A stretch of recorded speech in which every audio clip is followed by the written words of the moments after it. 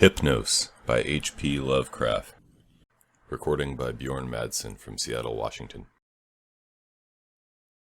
Apropos of sleep, that sinister adventure of all our nights, we may say that men go to bed daily with an audacity that would be incomprehensible if we did not know that it is the result of ignorance of the danger. Baudelaire.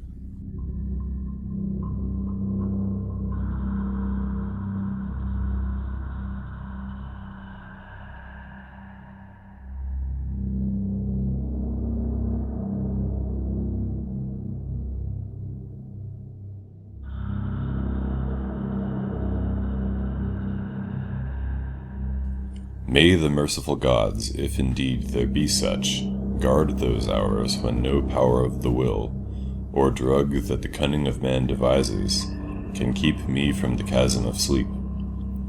Death is merciful, for there is no return therefrom, but with him who has come back out of the nethermost chambers of night, haggard and knowing, peace rests nevermore. Fool that I was to plunge with such unsanctioned frenzy into mysteries no man was meant to penetrate. Fool or god that he was, my only friend who led me and went before me, and who in the end passed into terrors which may yet be mine. We met, I recall, in a railway station, where he was the center of a crowd of the vulgarly curious. He was unconscious, having fallen in a kind of convulsion which imparted to his slight black-clad body a strange rigidity. I think he was then approaching 40 years of age, for there were deep lines in the face, wan and hollow-cheeked, but oval and actually beautiful, and touches of grey in the thick, waving hair and small, full beard which had once been the deepest raven black. His brow was white as the marble of Pentelicus, and of a height and breadth almost godlike. I said to myself, with all the ardor of a sculptor, that this man was a faun's statue out of antique Hellas, dug from a temple's ruins and brought somehow to life in our stifling age only to feel the chill and pressure of devastating years. And when he opened his immense, sunken, and wildly luminous black eyes, I knew he would be thenceforth my only friend, the only friend of one who had never possessed a friend before. For I saw that such eyes must have looked fully upon the grandeur and the terror of realms beyond normal consciousness and reality, realms which I had cherished in fancy but vainly sought. So as I drove the crowd away, I told him he must come home with me and be my teacher and leader in unfathomed mysteries, and he assented without speaking a word. Afterward I found that his voice was music, the music of deep viols and of crystalline spheres. We talked often in the night, and in the day, when I chiseled busts of him and carved miniature heads in ivory to immortalize his different expressions. Of our studies it is impossible to speak, since they held so slight a connection with anything of the world as living men conceive it. They were of that vaster and more appalling universe of dim entity and consciousness, which lies deeper than matter, time, and space, and whose existence we suspect only in certain forms of sleep. Those rare dreams beyond dreams, which come never to common men, and but once or twice in the lifetime of imaginative men. The cosmos of our waking knowledge, born from such an universe as a bubble is born from the pipe of a jester, touches it only as such a bubble may touch its sardonic source when sucked back by the jester's whim. Men of learning suspect it little, and ignore it mostly. Wise men have interpreted dreams, and the gods have laughed. One man with oriental eyes has said that all time and space are relative, and men have laughed. But even that man with oriental eyes has done no more than suspect. I had wished and tried to do more than suspect, and my friend had tried and partly succeeded. Then we both tried together, and with exotic drugs courted terrible and forbidden dreams in the tower studio chamber of the old manor house in hoary Kent. Among the agonies of these after days is that chief of torments, inarticulateness. What I learned and saw in those hours of impious exploration can never be told, for want of symbols or suggestions in any language. I say this because from first to last our discoveries partook only of the nature of sensations, sensations correlated with no impression which the nervous system of normal humanity is capable of receiving. They were sensations, yet within them lay unbelievable elements of time and space, things which at bottom possess no distinct and definite existence. Human utterance can best convey the general character of our experiences by calling them plungings or soarings, for in every period of revelation, some part of our minds broke boldly away from all that is real and present, rushing aerially along shocking, unlighted, and fear-haunted abysses, and occasionally tearing through certain well-marked and typical obstacles, describable only as viscous, uncouth clouds or vapors. In these black and bodiless flights we were sometimes alone and sometimes together. When we were together, my friend was always far ahead.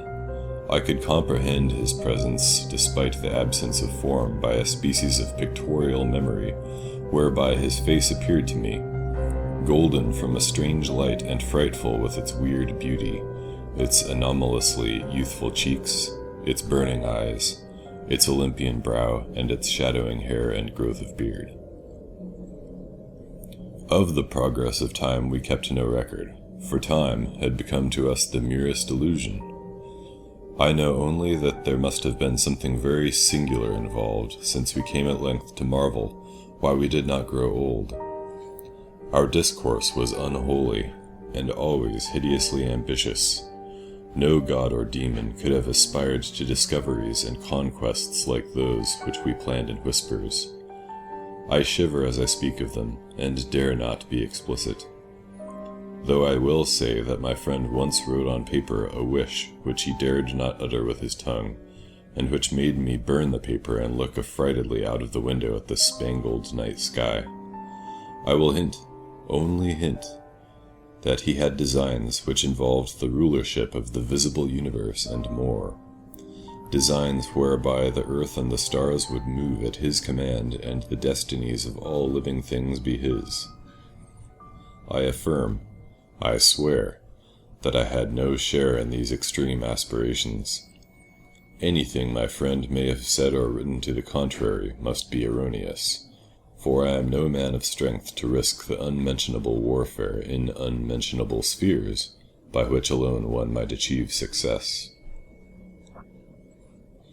There was a night when winds from unknown spaces whirled us irresistibly into limitless vacua beyond all thought and entity.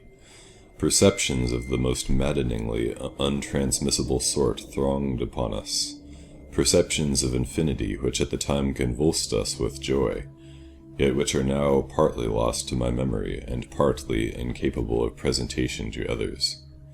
Viscous obstacles were clawed through in rapid succession, and at length I felt that we had been borne to realms of greater remoteness than any we had previously known. My friend was vastly in advance as we plunged into this awesome ocean of virgin ether, and I could see the sinister exultation on his floating, luminous, too youthful memory face. Suddenly that face became dim and quickly disappeared, and in a brief space I found myself projected against an obstacle which I could not penetrate.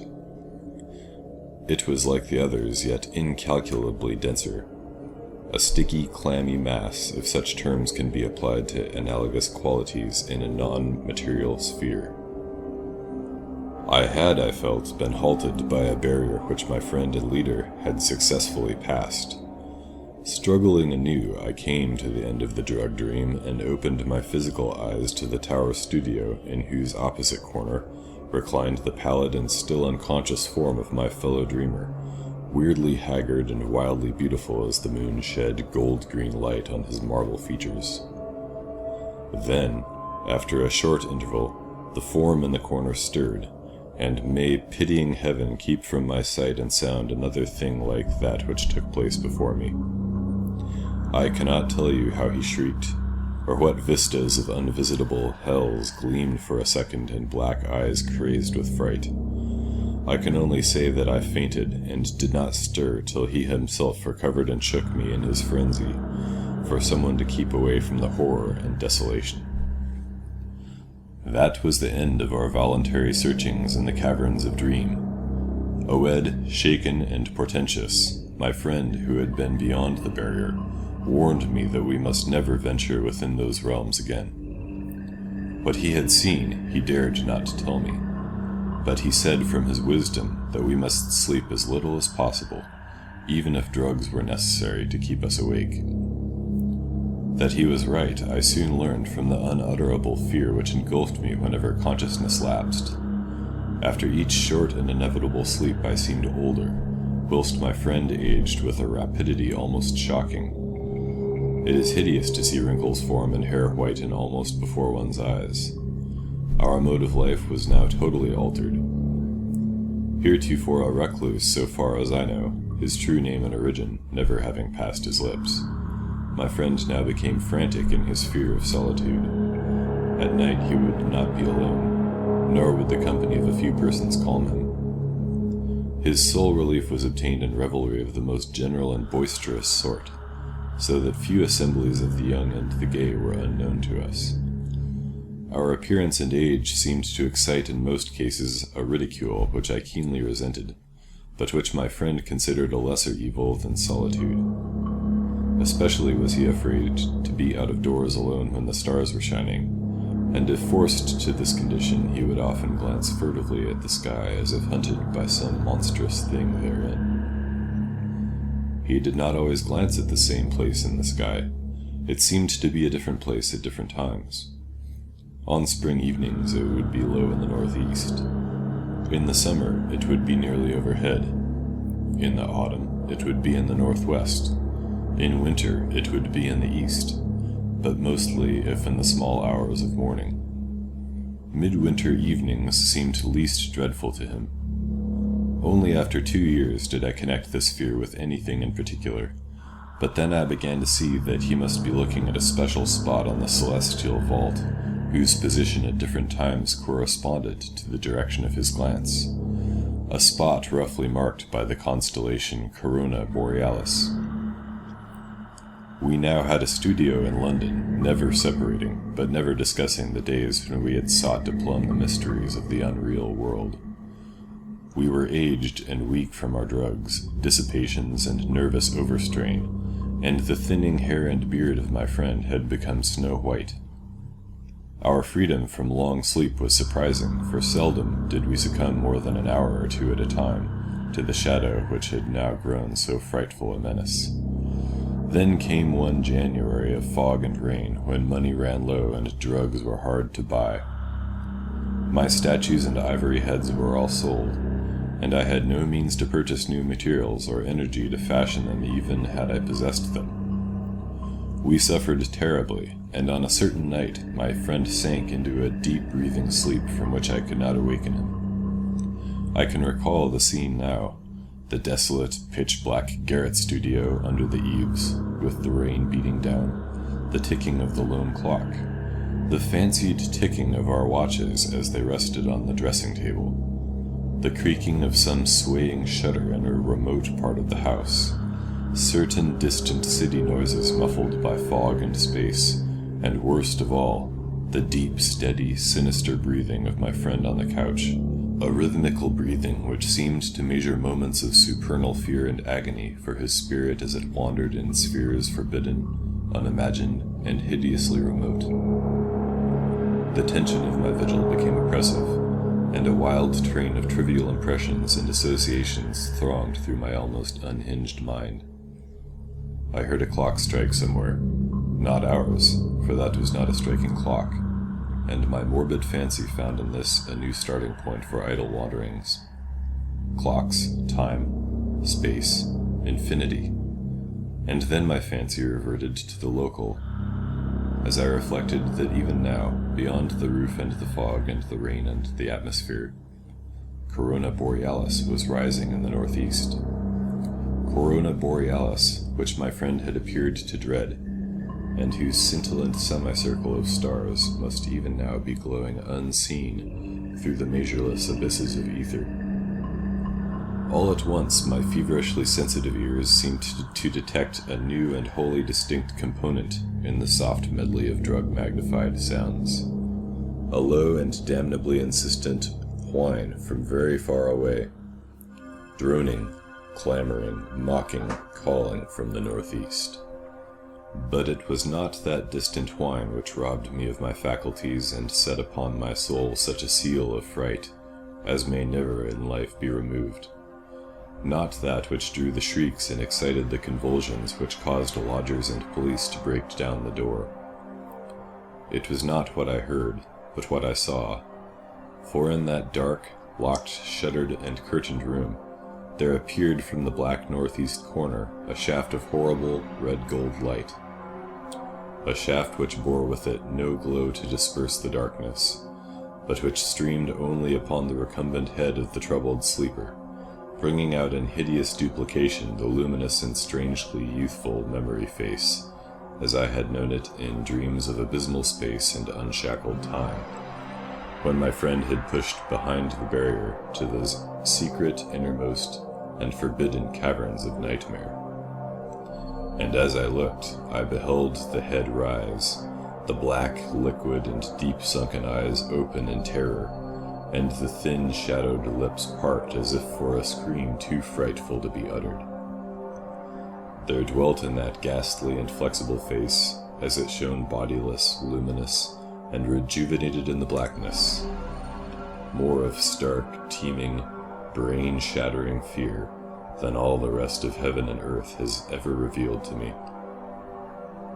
No word was spoken amidst the distant sound that grew nearer and nearer, but as I followed the memory face's mad stare along that cursed shaft of light to its source, the source whence also the whining came, I too saw for an instant what it saw, and fell with ringing ears in that fit of shrieking and epilepsy which brought the lodgers and the police. Never could I tell, try as I might, what it actually was that I saw. Nor could the still face tell, for although it must have seen more than I did, it will never speak again. But always I shall guard against the mocking and insatiate Hypnos, Lord of Sleep, against the night sky, and against the mad ambitions of knowledge and philosophy. Just what happened is unknown, for not only was my own mind unseated by the strange and hideous thing, but others were tainted with a forgetfulness which can mean nothing if not madness. They have said, I know not for what reason, that I never had a friend, but that art, philosophy, and insanity had filled all my tragic life. The lodgers and police on that night soothed me, and the doctor administered something to quiet me, nor did anyone see what a nightmare event had taken place. My stricken friend moved them to no pity, but what they found on the couch in the studio made them give me a praise which sickened me, and now a fame which I spurn in despair as I sit for hours, bald, grey-bearded, shriveled, palsied, drug-crazed, and broken, adoring and praying to the object they found. For they deny that I sold the last of my statuary, and point with ecstasy at the thing which the shining shaft of light left cold, petrified, and unvocal. It is all that remains of my friend, the friend who led me on to madness and wreckage, a godlike head of such marble as only old Hellas could yield, young with the youth that is outside time, and with beauteous bearded face, curved smiling lips, Olympian brow, and dense locks waving and poppy-crowned. They say that that haunting memory face is modeled from my own as it was at 25, but upon the marble base is carven a single name in the letters of Attica, Hypnos.